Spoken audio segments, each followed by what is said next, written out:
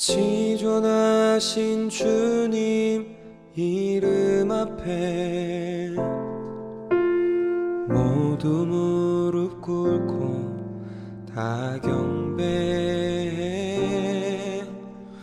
거룩하신 주님 보좌 앞에 엎드려 절하세.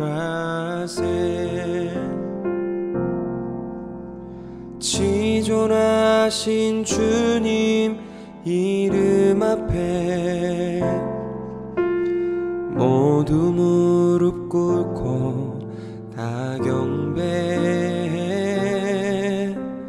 거룩하신 주님 보좌 앞에 엎드려 절하세.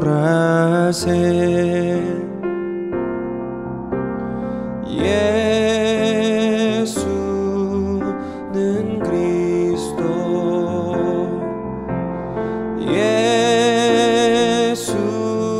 예수는 주,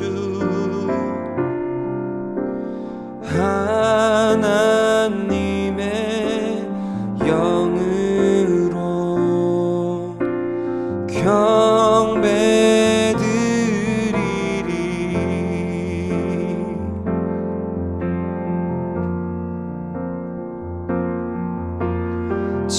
지존하신 주님 이름 앞에 모두 무릎 꿇고 다 경배해. 거룩하신 주님 보좌 앞에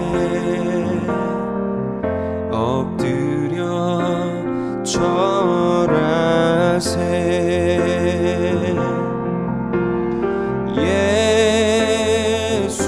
예수는 그리스도,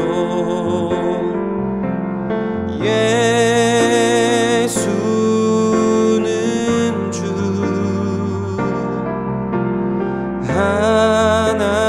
하나님의 영으로 경배드리리.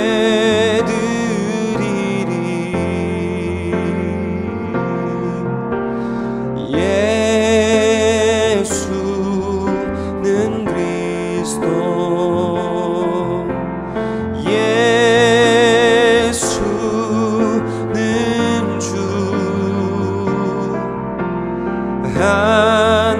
하나님의 영으로 경배드리리.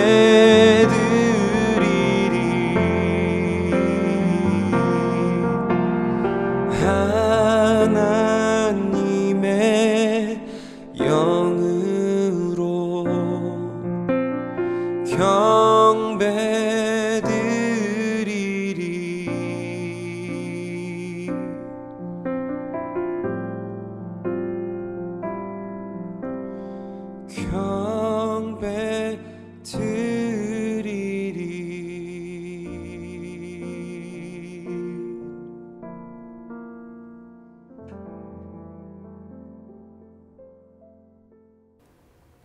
각 가정에서 예배드리는 모든 성도들 주의 이름으로 사랑하고 축복합니다.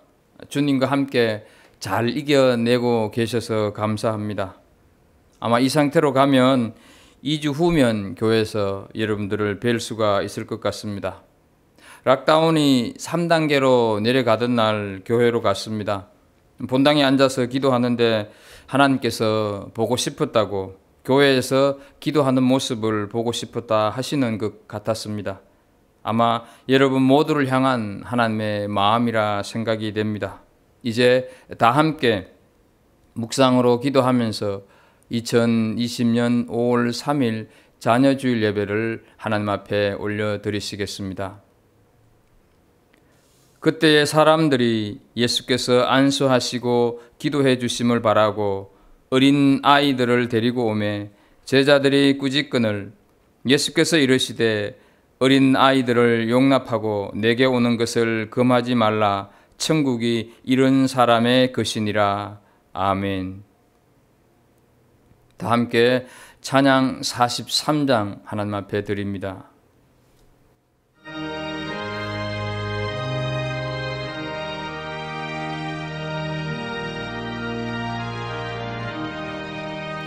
즐겁게 안식할 날 반갑고 좋은 날 내 마음을 평쾌하니 즐겁고 기쁜 날 이 날에 천하 만미 다 보좌 앞에서 참되신 삼위일체 다 찬송 부르네. 이 날에 하늘에서 새 양식 내리네. 성회로 모이라고 종소리 울리네. 복음의 밝은 빛을 온 세상 비치며 또 영생물이 흘러 시원케 하시네.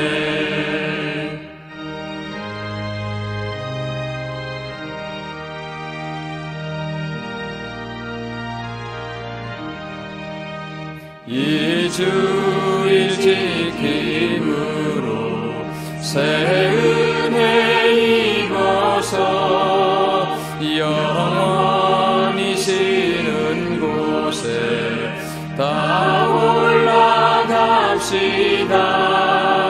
성부께 찬미하고 성자와 또 성령 참되신 삼위일체 다 찬송 부르네. 아멘.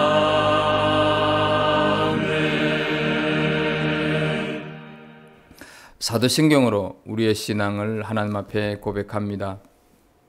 전능하사 천지를 만드신 하나님 아버지를 내가 믿사오며 그 외아들 우리 주 예수 그리스도를 믿사오니 이는 성령으로 잉태하사 동정여 마리아에게 나시고 본디오 빌라도에게 고난을 받으사 십자가에 못 박혀 죽으시고 장사한 지 사흘 만에 죽은 자 가운데서 다시 살아나시며 하늘에 오르사 전능하신 하나님 우편에 앉아 계시다가 저리로서 산자와 죽은 자를 심판하러 오시리라. 성령을 믿사오며 거룩한 공회와 성도가 서로 교통한 것과 죄를 사하여 주신 것과 몸이 다시 사는 것과 영원히 사는 것을 믿사옵나이다. 아멘. 258장 찬송드립니다.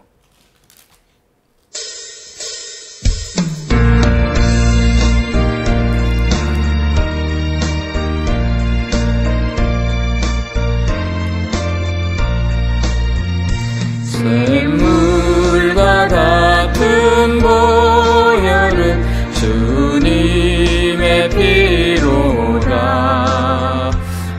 보혈의 죄를 씻으면 정원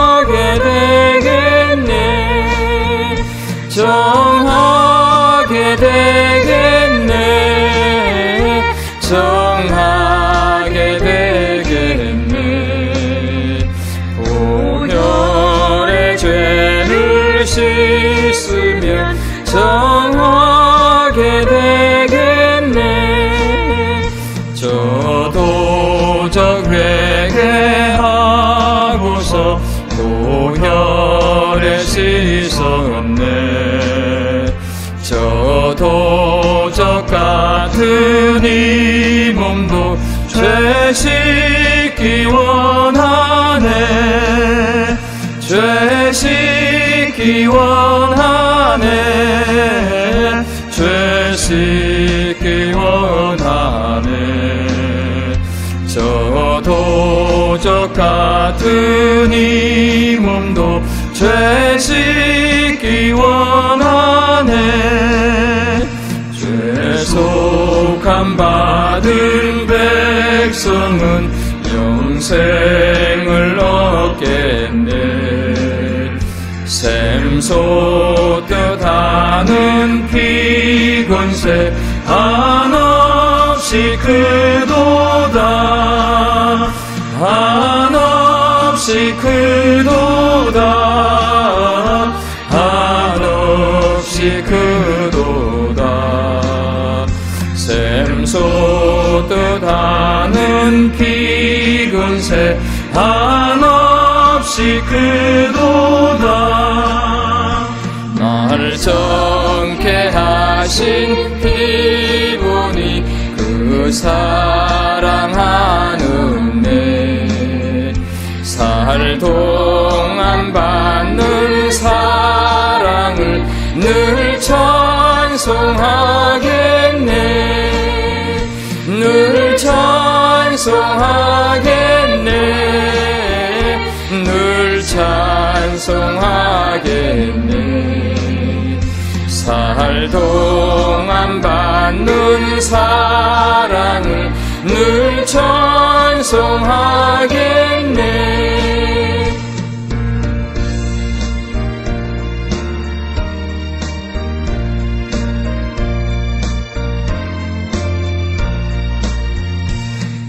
이후에 천국 올라가 더 좋은 노래로 날 구속하신 은혜를 늘 찬송하겠네. 늘 찬송하겠네. 늘 찬송하겠네. 살 도속하신 은혜를 늘 찬송하겠네.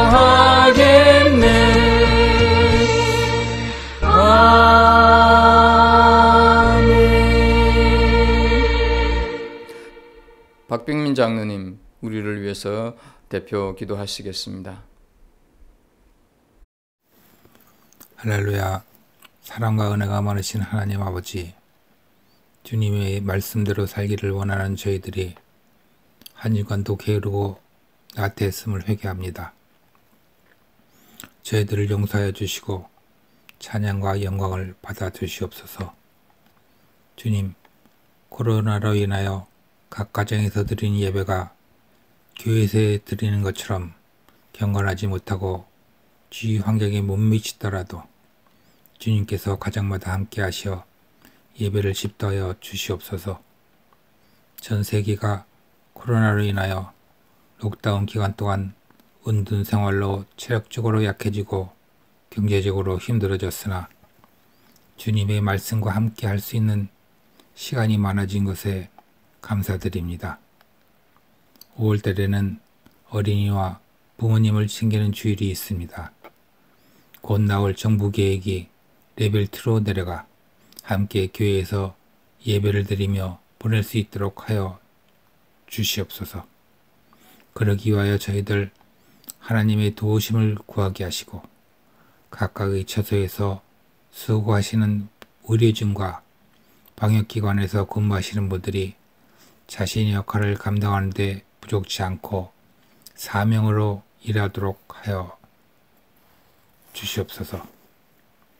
그래야 더 많은 확진자가 발생하지 않게 하여 주시옵고, 혹 확진자가 다닌 동선에는 보혈의 강이 흘러 정결케 하여 주시옵고, 생명의 강이 다시 흘러 다시 살아나는 땅이 되게 하여 사람들이 이전의 아픈 기억이 사라지어 새 생명을 얻도록 온 국민이 더욱 조심하는 한 주간이 되게 하여 주시옵소서.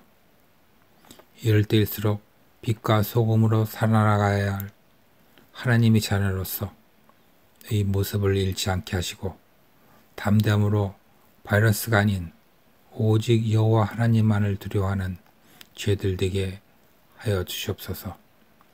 나는 여호와를 향하여 말하기를 그는 나의 피난처요 나의 요새요 내가 의뢰하는 하나님이라 하리니 이는 그가 너를 새 사냥꾼의 올무에서와 심한 전염병에서 건지실 것이로다. 그가 너희를 그의 깃으로 덮으시리니 내가 그의 날개 아래에 피하리로다 라고 말씀하셨습니다. 저희들 오직 하나님만을 의지하며 올무와 전염병에서 피할 수 있도록 찬양과 기도를 올려드립니다. 사랑의 주님, 이 시간 사랑 속에서 주님을 체험하며 멋진 삶을 살아갈 수 있도록 도와주시옵소서. 우리 심신이 연약함에 강함을 주시고 우리 부족함을 기쁨으로 가득히 채워주시옵소서. 주님은 진정 우리 구주이시며 구원자이시오니 항상 임마누엘 하심을 믿고 주님과 동행하는 기쁨으로 살게 하여 주시옵소서. 우리 꿈과 비전을 현실로 바꾸게 하시고 주님이 무엇을 원하시는지를 깨달아 행동으로 실천함으로 주께 영광 돌리게 하시어 주의 뜻에 합당하게 살아가는 믿음의 백성 되게 하여 주시옵소서. 이 시간 담임 목사님의 설교를 통하여 주님의 음성을 듣게 하시고 우리가 무엇을 하며 어떻게 살아야 할지를 깨달도록 하여 주시옵고 한 익어도 은혜 받는 삶이 되게 하여 주시옵소서. 예수 그리스도의 이름으로 감사히 기도드립니다. 아멘. 자녀 주일인 오늘 하나님께서 우리에게 주시는 말씀입니다. 구약 창세기 5장 21절 말씀부터 32절 말씀까지입니다. 좀 길긴 합니다만 이 말씀을 우리 함께 또박또박 같이 읽어보도록 하겠습니다. 구약 창세기 5장 21절에서 32절 함께 말씀을 보겠습니다. 우리 같이 함께 읽습니다. 에녹은 65세에 모두셀라를 낳았고 모두셀라를 낳은 후 300년을 하나님과 동행하며 자녀를 낳았으며 그는 365세를 살았더라. 에녹이 하나님과 동행하더니 하나님이 그를 데려가심으로 세상에 있지 아니하였더라. 모두셀라는 187세에 라멕을 낳았고 라멕을 낳은 후 780년을 지내며 자녀를 낳았으며 그는 969세를 살고 죽었더라. 라멕은 182세에 아들을 낳고 이름을 노아라 하여 이르되 여호와께서 땅을 저주하심으로 수고롭게 일하는 우리를 이 아들이 아니하리라 하였더라. 라멕은 노아를 낳은 후 595년을 지내며 자녀를 낳았으며 그는 777세를 살고 죽었더라. 노아는 500세 된 후에 셈과 함과 야벳을 낳았더라. 아멘. 세계 석학들의 인생을 송두리째 바꾼 결정적인 순간을 엮은 책이 있습니다. 이 책에 심리학자요 3단가면서 협상 전문가로 세계적인 권위자인 조지 클라이즈라고 하는 분의 경험을 소개하고 있습니다. 이분이 오늘날 주목받는 협상 전문가가 된 결정적인 계기는 1968년 오하이오주 데이턴 병원 응급실에서 발생한 일 때문이라고 본인이 얘기를 하고 있습니다. 당시 갓 대학을 졸업한 콜라이저는 경찰서에서 가정폭력에 관한 일을 하고 있었는데 어느 날 호출이 와서 병원에 가보니 이혼한 아내의 칼에 찔린 정신 이상자가 간호사를 인질로 잡고 가위로 죽이겠다고 위협하고 있는 상황이었습니다. 강제적인 수단으로 응급실에 진입하는 것은 불가능하다 판단한 경찰이 누군가가 대화를 통해서 그를 진정시키는 것이 최선이라고 하면서 아주 신참인 이 사람에게 한번 해보겠느냐고 묻습니다. 이성적으로는 거절을 해야 하는데 이 사람은 대뜸 물론입니다 라고 대답을 하고 맙니다. 어떻게 할지 모른 채 무작정 응급실로 들어간 그는 분노에 가득 찬 샘이라고 하는 남성을 향해서 말을 겁니다. 무엇이 필요합니까? 나는 당신을 돕기 위해서 왔습니다. 이런 식으로 아무리 말을 걸어도 대답을 하기는커녕 응급실에 누군가가 들어왔다고 하는 사실에 자극을 받아서 간호사의 목을 가위로 찔렀습니다. 간호사가 피를 흘리자 흥분하여서 더 날뛰며 이분에게도 가위로 위협하기 시작했습니다. 콜라이저는 무척 겁이 났지만 차분하게 두 손으로 그의 팔을 잡으면서 말을 걸어보지만 막무가내였습니다. 하는 수 없이 절박한 심정으로 샘, 아이들이 당신을 어떻게 기억하기를 바랍니까? 라는 말을 하자 가전 질문에도 말이 없던 그가 아이들 이야기는 입에 뻥끗도 하지 말라 이렇게 고함을 지르는 것으로 말문이 열려서 대화가 되기 시작했습니다. 아이들을 생각을 해라. 아이들이 아버지에 대한 좋은 기억을 가지도록 해야 하지 않느냐. 그만 간호사를 놓아주고 가위도 치우라 이렇게 얘기를 했습니다.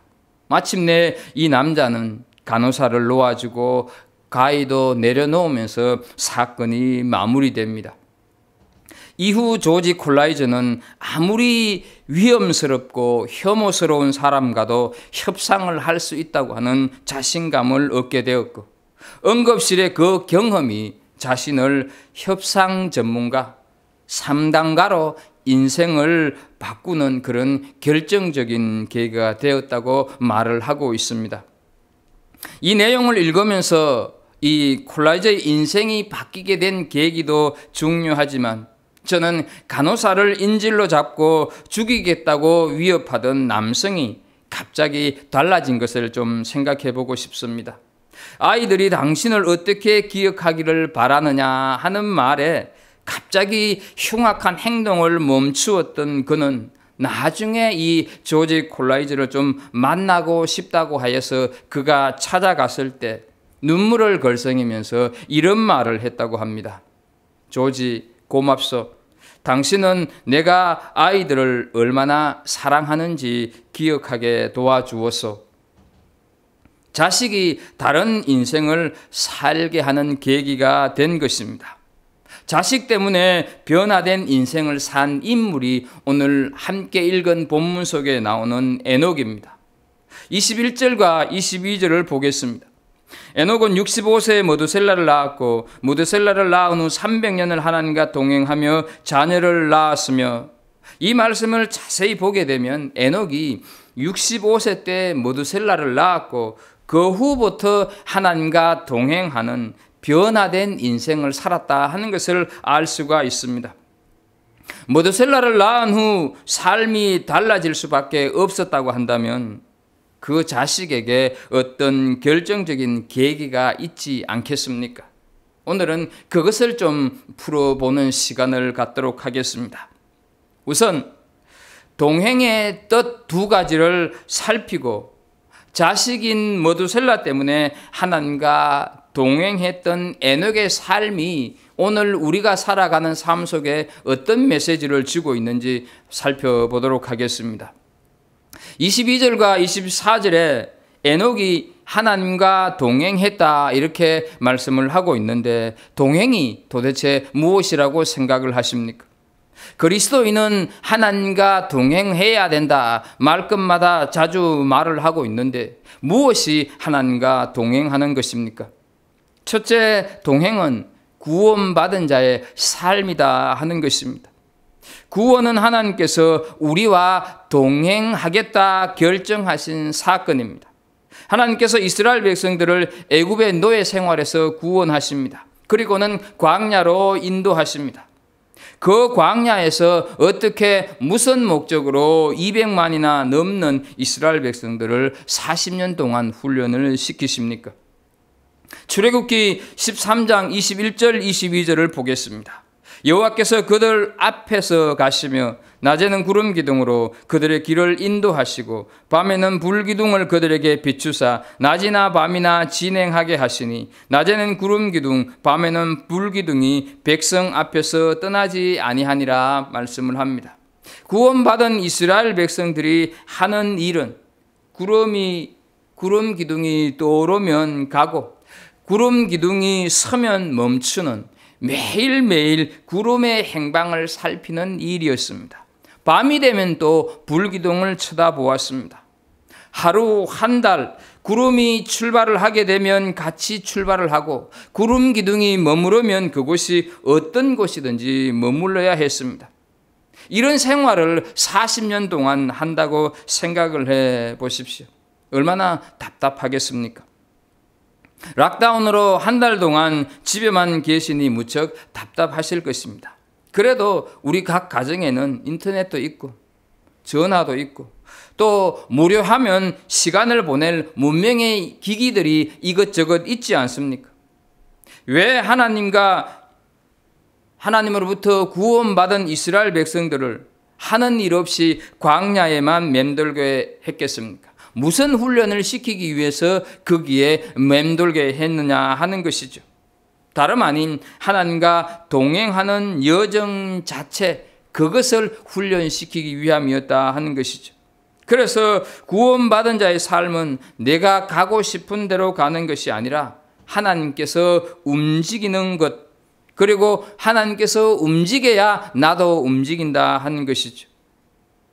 모세는 구원받은 자의 삶이 바로 하나님과 동행이라 하는 것을 그 광야 생활하는 이스라엘 백성들에게 교훈하고 싶었다 하는 것이죠. 에녹이 하나님과 동행하는 삶을 살기 시작한 것은 무두셀라를 낳았기 때문입니다. 그럼 무두셀라를 낳은 것과 하나님과 동행하는 것이 무슨 관계가 있습니까? 무두셀라라고 하는 그 이름에 그 실마리가 있습니다. 무두셀라라고 하는 이름의 뜻은 창 던지는 사람이라는 뜻입니다. 고대 전쟁에서 가장 중요한 사람은 창을 던지는 사람입니다. 그래서 이 사람이 죽으면 그 전쟁에서 패하는 것입니다. 이 사람이 죽으면 전쟁이 끝나고 민족이나 나라가 망하는 것입니다. 그래서 에녹은 무두셀라가 죽으면 세상에 종말이 온다, 심판이 온다 하는 것을 깨닫게 됩니다. 무두셀라가 죽는 날이 세상의 마지막이구나. 그러니 에녹이 무두셀라를 부를 때마다 하나님의 심판과 동시에 하나님의 구원을 기억하면서 날마다 삶 속에서 하나님과 동행하기 시작한 것입니다. 300년을 살다가 300년을 동행하다가 365세에 죽음이 없이 그냥 하나님께서 데려가셨습니다. 당시 사람들에 비하면 3분의 1 정도밖에 살지를 못했다 하는 것이죠. 여러분, 하나님과 동행한다고 하면 오래 살아야 되는 것 아닙니까? 하나님과 동행한다고 하면 병에 걸리지 않고 장수해야 하는 것 아닙니까? 하나님과 동행한다고 하면 실패도 없어야 하고 환난도 없어야 하는 것 아닙니까? 동행한다고 하면 그렇지 않는 사람들보다 잘 살아야 하고 잘 돼야 하는 것 아닙니까? 그런데 그가 날마다 하나님을 기억하고 하나님께로 날마다 가까이 했더니 하나님께서는 그를 누구보다도 먼저 훌쩍 데리고 가셨다 하는 것이죠. 혹시 오래 살고 싶으시면 하나님과 좀 거리를 두시기를 바랍니다. 너무 가깝게 지내시다가 훌쩍 데려가시면 어떡합니까? 그런데 이것이 예수님께서 이 땅에 오신 목적이다 하는 사실입니다. 우리를 죽음을 보지 않고 데려가시기 위해서 오셨습니다. 요한복음 5장 24절을 한번 보겠습니다. 내가 진실로 진실로 너희에게 이르노니 내 말을 듣고 또 나 보내신 이를 믿는 자는 영생을 얻었고 심판에 이르지 아니하나니 사망에서 생명으로 옮겼느니라 말씀합니다. 에녹을 하나님께서 데려가신 것은 예수님께서 하실 일의 예고편을 미리 보이신 거다 하는 것이죠. 오래 사는 것에 삶의 목적을 두기보다는 하나님과 동행하는 삶이 되기를 축복합니다. 하나님과 동행한다는 것은 무슨 위대하고 대단한 일을 하는 게 아닙니다. 동행이란 하나님을 기억하는 것, 동행이란 하나님의 이름을 부르는 삶, 동행이란 날마다 하나님과 더불어 호흡하는 삶, 그 자체를 말하는 것입니다. 이스라엘 백성들이 광야에 있을 때 이 창세기 말씀을 모세를 통해서 선포했다 하는 것을 창세기를 시작하면서 말씀을 드렸습니다. 광야에 있는 그 이스라엘 백성들의 하루하루의 삶의 목표는 무엇이었겠습니까? 땅을 차지하는 것도 아니었고 이윤을 추구하는 삶을 사는 것도 아니었습니다. 하나님과 한 걸음 한 걸음 함께 걷는 그 삶이 광야를 살아갔던 이스라엘 백성들에게 있었던 삶이었다 하는 것이죠. 우리가 하나님을 사랑하고 하나님께서 그 사랑에 응답하시기 위해서 동행을 결정하셨을 때 우리가 무슨 놀라운 일을 해야 하나님이 우리와 동행해 주겠다고, 우리가 중요한 일을 해야 하나님이 동행해 주시겠다 하는 것이 아닙니다. 열심히 일을 해야 내가 하나님과 동행한다, 이런 생각하지 않기를 바랍니다. 날마다 일상에서 하나님과 동행했던 사람들이 아니라 남다른 믿음의 삶을 살아야 한다고 주장하고 고집했던 사람들이 나중에 예수님을 십자가에 못 박지 않습니까? 에녹은 하나님과 동행하면서 아이를 낳았고 키웠습니다. 동행하면서 출근을 했고 동행하면서 퇴근을 했습니다. 날마다의 삶 가운데 하나님과 동행하는 것이 신앙의 삶이고 구원받은 자의 삶이다 하는 것이죠. 이런 동행이 우리 모두에게 있기를 축복합니다. 동행의 두 번째 뜻은 고난이 따르는 삶입니다. 하나님과 동행한다고 고난이나 환난이 없을 거라고, 없어야 한다고 생각을 한다면 그것은 미신입니다. 하나님과 동행하는 것과 상관없이 우리 모두에게는 고난은 당연하고 그 고난은 또 별개입니다. 그래서 히브리서 12장 8절에서 말씀을 합니다. 하나님이 아들과 같이 너희를 대우하시나니 어찌 아버지가 징계하지 않는 아들이 있으리요. 징계는 다 받는 것이거늘 너희에게 없으면 사생자요 친아들이 아니니라 말씀을 합니다. 하나님과 날마다 동행을 하면서 고난을 겪은 대표적인 사람이 요셉 아닙니까? 창세기 39장 2절을 보겠습니다. 여호와께서 요셉과 함께 하심으로 그가 형통한 자가 되어 그의 주인 애굽 사람의 집에 있으니, 이 말씀은 요셉이 애굽 왕 바로의 친위 대장에게 팔려서 그 집에 있을 때 말씀을 하는 내용입니다. 그런데 여러분, 팔려간 상태를 여호와께서 요셉과 함께 하심으로 라고 말씀을 합니다. 하나님께서 함께 하신다고 하면 팔려가지 말아야 하는 것 아닙니까? 또 창세기 39장 23절을 보면 이는 여호와께서 요셉과 함께 하심이라 여호와께서 그를 범사에 형통하게 하셨더라 말씀을 하고 있습니다. 이 말씀의 배경은 무엇입니까? 지금 보디발의 아내의 유혹을 거절하사 누명을 쓰고 감옥에 갇혀 있는 상태입니다. 그런데 하나님께서 요셉과 함께 하신다고, 더욱이 범사에 형통하게 하셨다고 말씀을 하고 있습니다. 함께 하시면 감옥에 가서는 안 되는 것 아닙니까? 죄도 없이 감옥에 갔지 않습니까? 그런데도 형통하게 하셨다 이렇게 하는 것은 병 주고 약 주는 말씀 같습니다. 요셉은 팔리고 요셉은 감옥으로 떨어졌는데 성경은 동행하는 삶, 형통한 삶이라고 말씀을 하고 있습니다. 이런 형통을 원하십니까? 이런 형통이라도 주어지면 받겠습니까? 노예가 되고 감옥에 가는 것처럼 그런 고난이 있어도 괜찮습니까? 우리가 하나님과 동행이 결정되었다고 한다면 구원받은 삶이기는 하지만 그 삶이 결코 편안한 삶만 될 수 없다는 것입니다. 그래서 형통하다고 하는 것은 환경이 아닙니다. 그래서 형통하다고 하는 것은 형편이 아닙니다. 내가 원하는 대로 되면 형통이고 그렇지 않으면 형통하지 않는 것이 아니라 삶의 비바람이 불어도 삶의 홍수가 나도 하나님과 함께 하는 것, 하나님이 나에게 함께 하시는 것, 그것이 형통인 줄로 믿습니다. 내가 비록 실패해도, 내가 비록 병들어도, 내게 미래가 안 보여도, 내게 먹고 마실 것이 없어도 하나님께서 함께 하시는 것, 그것이 형통이다 하는 것이죠. 하나님과 동행하는 삶이라고 해서 고난의 면죄부를 주지는 않습니다. 그러나 하나님께서는 로마서 8장 35절과 39절에서 누가 우리를 그리스도의 사랑에서 끊으리요? 환난이나 공고나 박해나 기근이나 적신이나 위험이나 칼이라, 높음이나 깊음이나 다른 어떤 피조물이라도 우리를 우리 주 그리스도 예수 안에 있는 하나님의 사랑에서 끊을 수 없으리라 말씀을 하고 있습니다. 하나님과 동행해도 고난은 있지만 그 고난이 우리의 삶을 무너지게 하지 못하고 내 인생을 무너지게 못한다 하는 사실을 기억하면서 날마다 우리는 하나님과 동행하는 삶이 되어지기를 축복합니다. 세 번째, 에녹의 삶이 우리에게 주는 교훈, 그 교훈은 바로 마지막 때를 기억하라 하는 것입니다. 에녹의 인생에 결정적인 변화가 온 것이 아들 머두셀라 때문이라고 이미 말씀을 드렸습니다. 에녹이라고 하는 이름의 뜻이 전파하다, 정언하다 하는 뜻을 가지고 있습니다.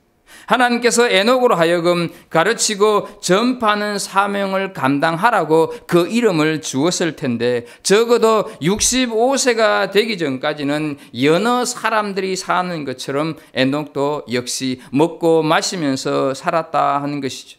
그런데 머두셀라가 태어났습니다. 그저 그렇게 살아가던 에녹이 머두셀라를 부를 때마다 멸망이 온다, 심판이 온다 하는 것을 떠올렸지 않겠습니까? 이것은 그의 인생의 전환점이 되기에 충분했습니다. 그래서 하나님과 동행한 300년은 머두셀라와 필연적으로 연기시킬 수밖에 없다 하는 것이죠. 그런데 신약 유다서 1장 14절에 에녹에 대해서 이렇게 말씀을 하고 있습니다. 아담의 7대 손 에녹이 이 사람들에 대하여도 예언하여 이르되 보라, 주께서 그 수만의 거룩한 자와 함께 임하셨나니 말씀을 합니다. 여기서 이 사람들에 대하여도 예언하여라고 하는 말씀은 에녹이 당시 자기와 같이 살아갔던 그 당시 사람들에게 예언했다 하는 말씀입니다. 또 1장 15절 말씀을 한번 보겠습니다. 이는 무사람을 심판하사 모든 경건하지 않은 자가 경건하지 않게 행한 모든 경건하지 않은 일과 또 경건하지 않은 죄인들이 주를 거슬러 한 모든 완악한 말로 말미암아 그들을 정죄하려 하심이라 하였느니라 말씀을 하고 있습니다. 이 말씀을 보면 에녹은 자신과 함께 살던 경건한 사람들에게 하나님을 찾지 않으면 심판이 있을 거라고, 하나님을 떠나 있는 그 사람들을 향해서 곧 심판이 있을 것이니 정신을 차리십시오, 이렇게 선포했다는 것을 알 수가 있습니다. 그런데 오늘날 전도지를 들고 전철 안에서 기차역 앞에서 소리쳐 외쳤다고 하는 것이 아니라 에녹 자신의 삶에서 하나님과 동행함으로써 때의 임박함을 보였다 하는 것이죠. 이것을 히브리서 11장 5절에 그는 옮겨지기 전에 하나님을 기쁘시게 하는 자라 하는 증거를 받았느니라 말씀을 하고 있습니다. 전도지를 들고 전철 안에서 기차역 앞에서 소리치는 것도 그리스도인의 한 모습이기는 하지만 가정에서 삶의 현장에서 자녀가 누구인가를 보여주는 시금석 같은 삶을 에녹이 살아내었다 하는 것이죠. 또 히브리서 11장 6절을 보겠습니다. 믿음이 없이는 하나님을 기쁘시게 하지 못하나니 하나님께 나아가는 자는 반드시 그가 계신 것과 또한 그가 자기를 찾는 자들에게 상 주시는 이심을 믿어야 할지니라 말씀합니다. 당시 대부분의 사람들이 먹고 마시는 일에 빠져서 그저 땅의 열매에 인생의 목적을 가지고 살아갔는 데 비하여서 에녹은 하나님을 찾는 삶을 살았다 하는 것이죠. 물론 먹고 마시고 입는 것이 나쁘다 이렇게 정죄할 대상은 아닙니다. 다만 그것에만 인생의 목적을 두고 사는 삶의 행위가 나쁘다 하는 것이죠. 거기에만 인생의 궁극적인 가치가 있는 것으로 사는 것이 틀렸다 하는 것입니다. 그런데 에녹은 궁극적인 가치를 하나님께 둔 삶, 하나님과 동행하는 삶 그 자체에 두었다 하는 것이죠. 우리가 락다운으로 교회에 모이지 못하고 가정에서 예배를 드리고 있습니다. 그럼 다시 모일 때 예배를 드리면 되지 굳이 이렇게 온라인으로까지 예배를 드려야 하나 이렇게 생각하시는 분이 계시지 않는지 모르겠습니다. 이렇게 각 가정에서라도 예배를 드리는 가장 큰 이유는 그렇지 않아도 우리의 마음과 생각, 행동이 세상에 있고 모든 시선이 땅에 꽂혀 있는 삶을 사는데 이렇게라도 드리지 않으면 우리의 영이 죽습니다. 영이 죽으면 생각이 죽고 마음이 죽고 행동이 죽어서 우리는 한낱 본능만 있는 짐승이 될 수밖에 없기 때문에 이 경배의 자리를 통해서 다시금 우리의 중심을 하나님께 두는 자리 찾기 위함이다 하는 것입니다. 그것이 에녹이 추구했던 삶의 방향이요 가치였습니다. 에녹이 자신의 인생을 송두리째 바꾼 아들의 이름 모두셀라를 부를 때마다 떠오르는 것이 모두셀라가 죽으면 심판이 있다. 오늘이 어쩌면 그날일 수도 있다. 오늘이 내 인생의 마지막이 될 수도 있다. 이런 생각을 하면서 살아갔지 않겠습니까?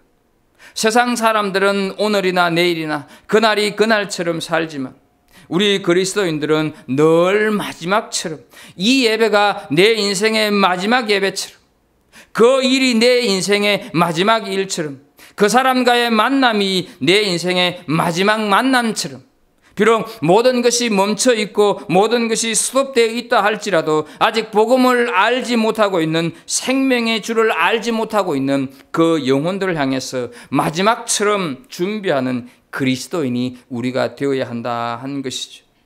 오늘이 내 인생의 마지막 날처럼 그것이 에녹이 하나님과 동행하지 않을 수 없었던 중요한 이유였다 하는 것입니다. 오늘 우리는 에녹처럼 살고 있습니까? 우리는 에녹이 되어서 살고 있습니까? 성경은 우리로 하여금 에녹처럼 살라고 하는 것이 아니라 오늘 우리가 에녹이 되어야 한다고 말씀을 하고 있습니다. 물론 그렇게 살면 당연히 우리 삶 속에는 많은 부담과 주위에서 이런저런 조롱이 많이 있을 것입니다. 다음 시간에 살필 노아도 마찬가지 아니었습니까? 맑은 하늘에 그것도 산에서 방주를 짓고 있는 모습을 보면서 사람들이 어떻게 생각을 했겠습니까? 그런데 우리가 여기서 기억해야 될 것은 하나님의 약속이 얼마만큼 정확했는가 하는 것을 우리는 기억해야 합니다. 하나님의 말씀이 1.1에게 오차도 없이 그대로 임하는 것을 우리는 보게 됩니다.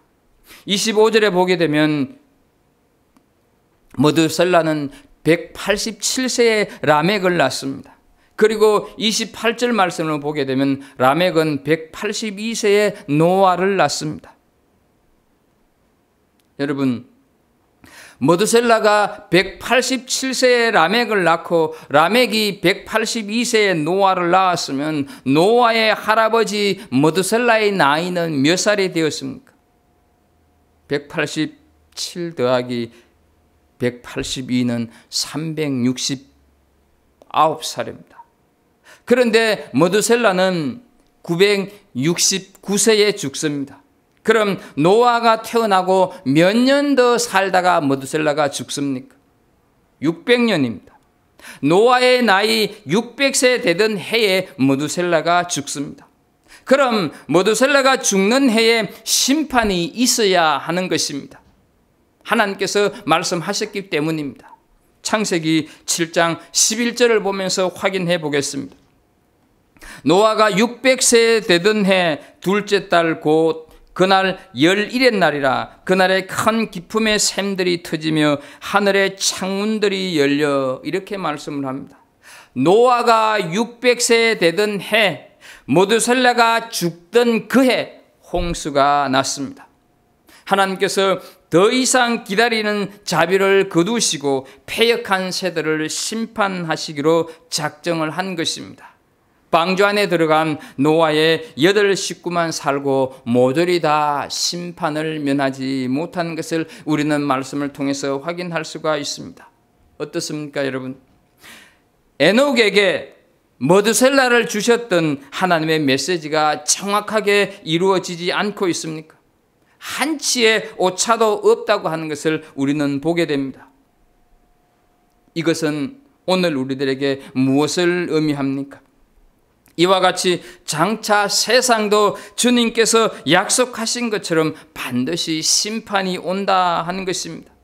좀 전에 유다서에서 경건치 않는 사람들을 영적으로 죽은 사람들이라고 말씀을 드렸습니다. 오늘날 시대도 그렇지 않습니까? 우리는 지금 이 뉴질랜드에 살고 있지만 한국의 코로나 바이러스를 집단적으로 감염시킨 원인 제공자 신천지만 해도 그렇습니다. 이만희 그 사람은 목사가 결코 아닙니다. 사교 집단의 교주에 불과합니다. 이것저것 섞어서 자신의 교리를 만들어서 사람들을 미혹시키고 있습니다.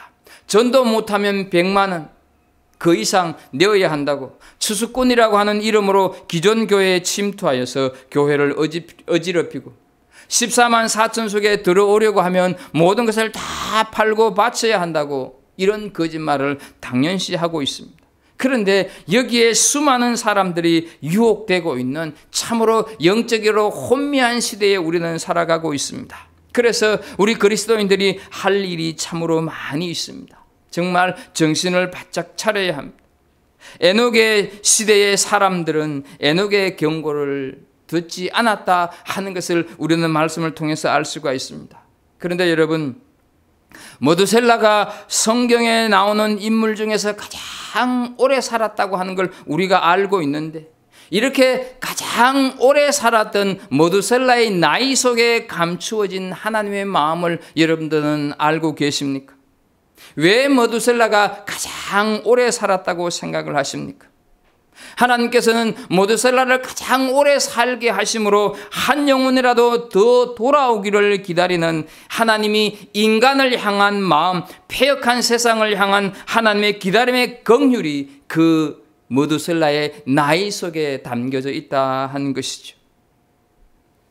내가 서 있는 자리에서, 내가 있는 그곳에서 우리는 에녹처럼 하나님의 뜻을 알리는 사람이 되어야 합니다. 세상을 깨우는 시금석이 되어야 한다 하는 것이죠. 우리는 매일 오늘이 내 인생의 마지막 날처럼 살아가고, 그렇게 살다가 그 끝에서 주님을 맞이하는 성도들이 되어야 할 것입니다. 자녀 주일인 오늘 에녹이 아들 머두셀라를 낳은 후 인생의 터닝 포인트를 가져왔다고 하는 것을 살폈습니다. 사랑하는 성도 여러분, 여러분들에게 있는 자녀들을 보면서 여러분의 신앙을 점검해 보는 오늘 하루가 되었으면 좋겠습니다. 하나님과 동행하는 것은 구원받은 자의 당연한 삶이라고 배웠습니다. 하나님과 동행한다고 고난에서 제외되는 것이 아닌 반드시 고난이 있습니다. 그러나 어떤 고난도 하나님의 사랑에서 끊지 못합니다. 오늘이 내 삶의 마지막 날처럼 살아야 함을 배웠습니다. 이것이 에녹의 생애에서 배우는 우리의 교훈이 되어야 합니다.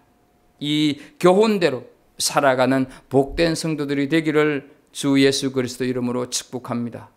기도하겠습니다. 하나님 아버지, 자녀 주일인 오늘 우리는 에녹의 하나님과의 동행하는 삶을 통해서 우리가 어떤 모습으로, 어떤 신앙인의 모습으로 살아가고 있는가 돌아보게 됩니다. 하나님, 머두셀라를 낳은 후에 에녹의 삶이 달라졌던 것처럼 자녀 주일인 오늘 우리에게 주신 하나님의 자녀 어린 생명들을 보면서 내 자녀들을 보면서 하나님 다시 한번 우리의 삶을 돌이켜보고 우리의 신앙을 다시 한번 다짐할 수 있는 이 귀한 시간 되게 하여 주옵소서. 그래서 매일 매순간 하나님과 동행하는 구원받은 자로서의 삶을 살기에 부족함이 없게 해주시고 인생 살아가면서 내가 하나님과 동행하지만 고난이 늘상 있을 것인데 그러나 그 고난조차도 우리의 인생을 무너지게 하거나 내 삶을 무너지게 하지 못한다고 하는 용기와 소망을 갖게 해주시고 우리가 살아가는 날들이 많이 있는 것처럼 보여도 오늘이 내 인생의 마지막 이 예배가 내 삶의 마지막 예배라고 하는 그런 각오로 인생을 살아내면서 아직도 하나님을 알지 못하는 사람들에게 복음 전할 준비를 하면서 살아가는 하나님 정말로 마지막 때를 제대로 준비하는 우리 모든 믿음의 백성들 다 되게 하여 주옵소서. 예수 그리스도 이름으로 기도하옵나이다. 아멘. 찬송 435장 하나님 앞에 드립니다.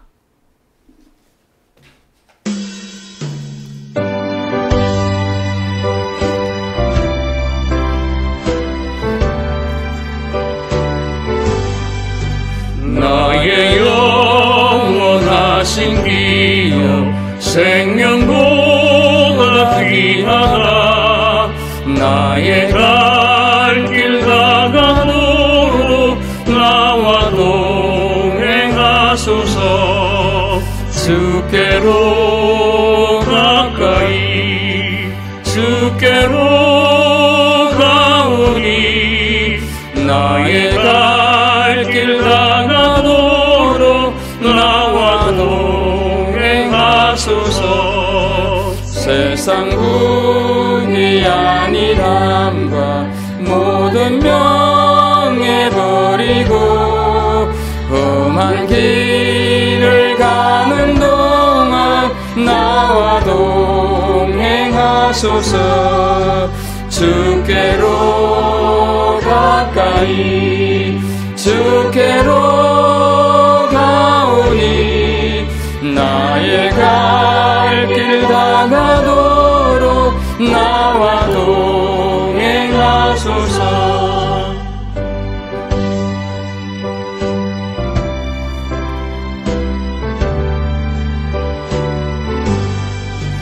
어두운 골짜 지나가며 험한 바다 건너서 천국 문에 이르도록 나와 동행하소서.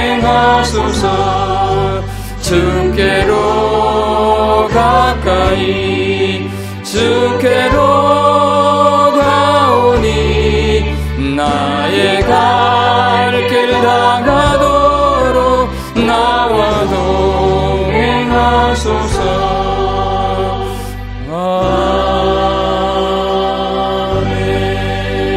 아멘. 여러분들 각 가정에서 하나님 앞에 드린 예물을 위하여서 기도하는 시간 갖겠습니다. 하나님 아버지, 우리가 주의 성전에서 모이지 못하지만 가정을 성전 삼아 하나님 앞에 예배를 올려드리면서 우리의 마음을 물질에 담아 예물로 드립니다. 하나님 아버지, 이 예물을 받아 주옵소서. 아버지, 우리가 경제활동을 제대로 하지를 못하고 여러 가지 어려움들이 있지만 그럼에도 불구함에도 하나님의 것을 하나님께 구분하여 드리는 10의 1조, 주일헌금, 감사헌금, 또 알 수 없는 이름의 제목으로 올려드리는 모든 예물들을 하나님께서 받으시고 하나님의 약속하신 복이 저들의 생업과 저들의 자녀손 위에 저들의 육신의 건강에 넘치는 역사가 있게 하여 주옵소서. 아버지, 오늘도 각 가정에서 하나님 앞에 이런저런 모양으로 예배하기 위하여서 준비하고 애써서 이곳에 함께 앉아있는 우리 모든 지체들 위해 하나님 한량한 은혜로 함께 해주시며 육신의 연약함 때문에 하나님 늘 하나님 앞에 탄원하며 간절히 간구하는 우리의 심령들이 있사오니 하나님 저들을 불쌍히 여겨주시고 주님 찾아가셔서 위로하여 주시고 주님 만져주심으로 깨끗하게 고침받는 있는 역사가 있게 하여 주옵소서. 이 지구상에 이런저런 어려움으로 인하여서 힘들어하는 많은 알 수 없는 사람들 위에도 하나님 사랑 끝이 없고 그들조차도 하나님을 사랑한다고 하는 것을 그들이 깨달으면서 어려움을 잘 이겨내게 하여 주옵소서. 예수 그리스도의 이름으로 기도하옵나이다. 아멘. 교회 소식 몇 가지 알려드립니다. 오늘 자녀 주일인데요. 우리가 교회에 모이지 못하고 이렇게 예배를 드립니다.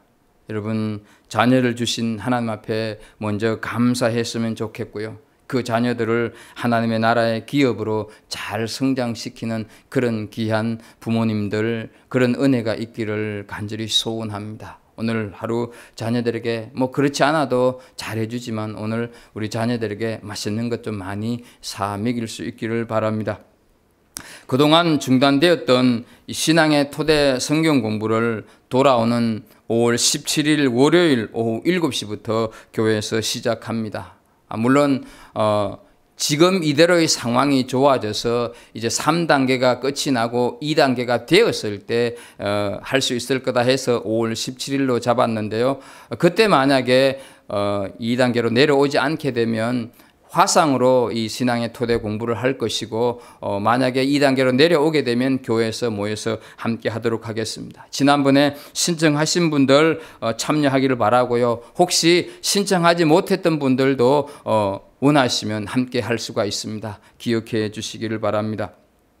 성경 정독 100일 운동 14주 차로 이제 5월 12일에 마무리가 됩니다. 원래 5월 10일 다음 주일에도 또 강구를 하겠지만 이제 이틀 남았기 때문에 여러분 잘 기억해서 이번 주간 읽으시고 다음 주간 이틀 읽으시면 끝이 나는데요. 그동안 수고 많이 했고 이 말씀을 끝이 아니라 항상 말씀이 우리의 삶을 다스려가는 그런 은혜가 있었으면 좋겠습니다. 이번 주 범위가 사도행전 26장부터 고린도전서 8장까지입니다. 그리고 그 다음 주 월요일 날은 이제 고린도전서 12장, 화요일 날 고린도전서 16장 이렇게 해서 고린도전서가 16장까지 있어서 이번 성경 정독 100일 운동은 고린도전서 16장까지만 하도록 하겠습니다. 말씀 계속 읽어가 주시면 좋겠습니다. 2달 동안 우리 매일 저녁 9시 30분에 이 특별 기도 시간을 가졌었는데 기도해 주신 여러분께 감사를 드리고요. 기도 기간은 끝났지만 그래도 교회 사랑 기도가 계속 이어져서 어렵고 힘든 이 기간을 함께 극복해가는 우리 갈보리 공동체가 되었으면 좋겠습니다. 그리고 이 각 공동체장들은 또 인도자들은 공동체 식구들에게 전화를 하든지 카톡으로 하든지 이렇게 좀 신방을 좀 해주시면 좋겠습니다. 물론 몇몇 공동체에서는 화상으로 모이기도 하고 화상으로 공동체 예배를 드리기도 하는데요. 우리 인도자나 공동체장들은 그 식구들에게 늘 관심을 좀 가져주시면 좋겠습니다. 아시는 대로 락다운 3단계 중입니다. 함께 모여서 예배할 날이 속히 오기를 소망하면서 무료해지기 쉬운 이 기간을 잘 이겨내는 우리 모든 성도들이 되었으면 좋겠습니다. 주일 예배가 계속해서 온라인으로 중계가 되고 있습니다. 주보에 나와 있는 주소나 또 카톡방을 통해서 전달된 주소를 클릭하시면 예배에 참여할 수가 있습니다. 꼭 참여해 주시기를 바라고요. 예배 시간에 드릴 헌금은 온라인으로 보내셔도 좋고 나중에 교회 모여서 예배 드릴 때 함께 올려드려도 좋겠습니다. 혹시 온라인으로 헌금하실 분들은 예금주와 은행구자 잘 유의해서 보내주시면 좋겠습니다. 교회 소식 이상입니다. 우리 다 함께 응답성 후에 축도로 예배 마치도록 하겠습니다.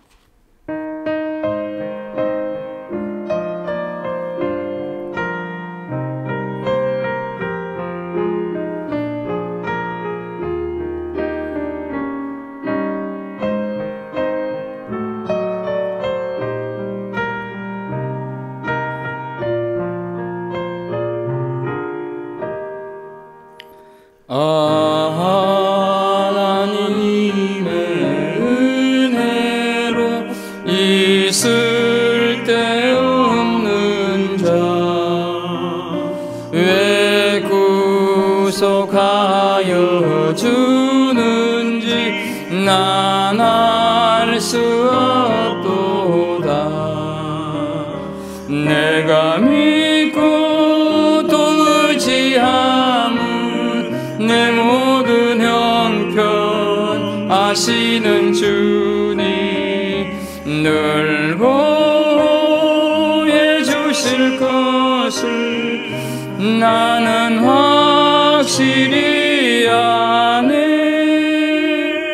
주 언제 강림하실지 혹밤에 혹낮에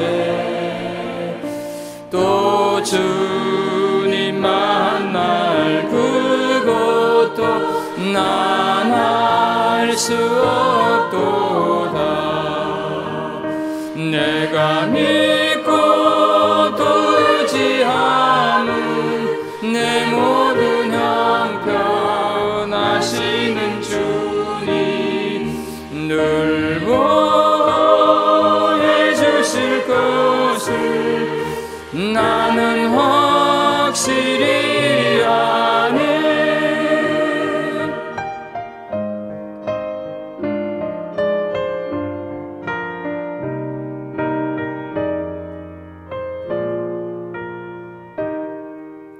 기도하겠습니다. 이제는 우리 구주 예수 그리스도의 은혜와 하나님 아버지의 무한하신 사랑과 성령님의 교제하심과 교통하심이 오늘 각 가정에서 예배하는 우리 모든 성도들 한 사람 한 사람 위에, 저들이 속한 가정과 자녀손 위에, 특히 에녹이 하나님과 동행했던 것을 듣고 배우면서 그렇게 에녹처럼 날마다 하나님과 동행하는 삶을 살아가기를 다짐하는 우리 모든 식구들 한 사람 한 사람 위에, 비록 앞두고 세우신 우리 갈보리 교회 위에, 멀리 남의 나라에서 복음 전하기 위해 애쓰는 그 많은 선교사들, 저들이 하는 사역과 자녀선 위에, 태풍으로 힘들어하고 있는 바누아투에 있는 많은 사람들 위에, 육신의 연약함 때문에 지쳐있고 힘든 우리 믿음의 사람들 한 사람 한 사람 위에 이제부터 영원토록 함께 하시기를 간절히 치고나옵나이다.